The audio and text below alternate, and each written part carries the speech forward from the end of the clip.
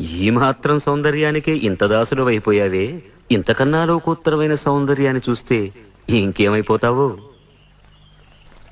ఇంతకన్నా సౌందర్యమా?